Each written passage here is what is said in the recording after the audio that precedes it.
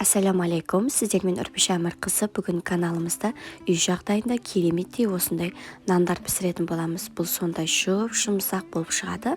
Ал сіздер видеоны бастамай жатып, каналға тіркеліп, қоңыраушаны басуды ұмытпаңыздар. Сәттілік. Қамыры үшін жылы сүт, бұл жерде менде ашыған сүт болса да, ашыған айран болса да барлығы бола береді. Тек айранды көп қоспау керек, жарты пияладай болады.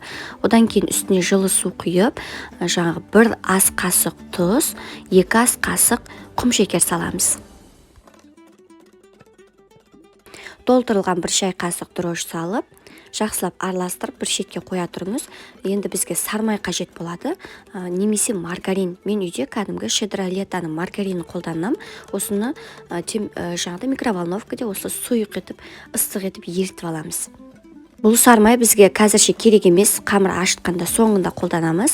Енді 1 жұмыртқаны қосып, жақсылап енді араластырып алыңыз. Ішінде тұзы барлығы ерігеніне көз жеткізгеннен кейін ғана ұнды ситодан өткізіп, міндетті түрде електен өткен болу керек. Сонда сіздің қамырыңыз жақсы жаңағыда көтерілетін болады. Оның үстінде арасында қоқыстар жүрмейтін болады. Бастапқы кезде осылай көбірек ұн қосуға кеңес берем. Сонда қолыңыз қамыр болмай қайта ұнға сала бермейтін боласыз. Сонда қамыр илеуге де тез икемі келетін болады.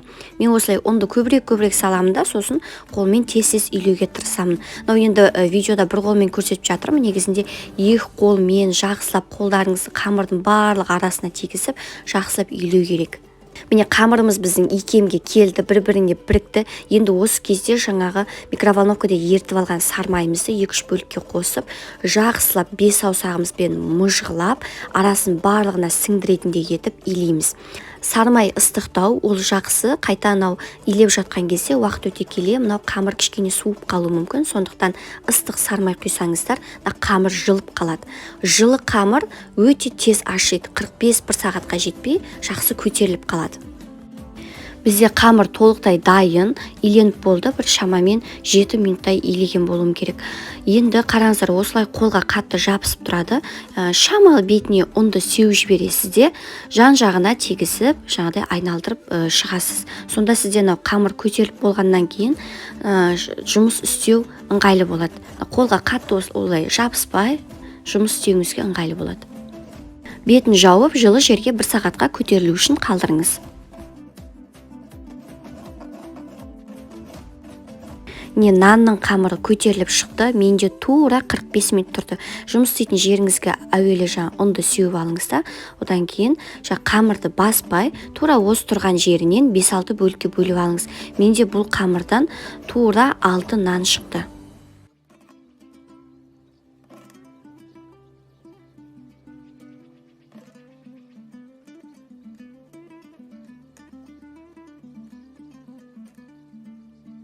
Кішкене қазір қамыр қатылау болып тұр, тағы да 5 минутқа демалдыруға қойыңыз. Одан кейін жақсылап жұмыс істеуді бастаймыз. Формасын келтіріп аламыз. Шетін мүлдем баспаңыздар қамырдың, тек ортасын ғана басыңыздар. Ортасына жұдырығыңызбен жақсылап қатты етіп басыңыз. Сонда ортасы бірден қатты көтеріліп кетпейді. Ал шетіне мүлдем тиіспеңіздер. Сосын табаға қойып, пергамент қағазын төсесеңіз болады, немесе астын кішкене майлап жіберсеңіз де болады. Осылай тағы кішкене формасын әдемілеп аламыз да, ортасын шанышқымен жаңағыдай шұқылап шығамыз деп айтайықшы. Әйтпесе нан шұқитын болады, ол өз арнайы, соны пайдалансаңыздар тіпті әдемі көрінеді.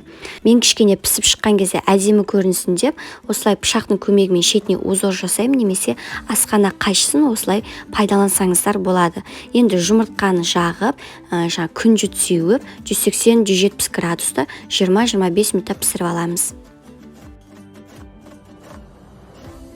Нанымыз пісіп шықты. Пышақпен істеген кезде қараңыздар, онша көрінбейді екен. Сіздерге бір өзімнің керемет лайфхагымды айтайын. Мен осылай еріген сармайдың азғантай бөлігін алып қаламын да, жаңағыдай бетіне жағып шыққан, пісіп шыққан кезде сонда ыстықтай жылтырап тұрады және жұмсақ болады. Дәл солай келесі нандарыңыздың барлығын пісіріп ала беріңіздер.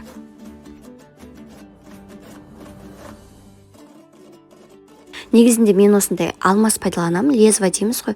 Осындай арнайы нан үшін сатып алам, тазасын. Осылай шетімен тіліп шығамын. Сонда пышаққа қарағанда бұл жақсы өткір болады, тілігі де жақсы әдемі көрінетін болады. Негізі бұл аса маңызды емес, бұл енді әдемілік үшін. қыздар осы нанды илейтін кезде тіпті үйлеріңізде жаңағыдай сүт табылмаса, барлық қамырды суға илеп шығасыздар ғой, міндетті түрде соңында сармай қосыңыздар. Сармай маргарин қоссаңыздар, осылай жұмсақ, әдемі дәмді болып шығады.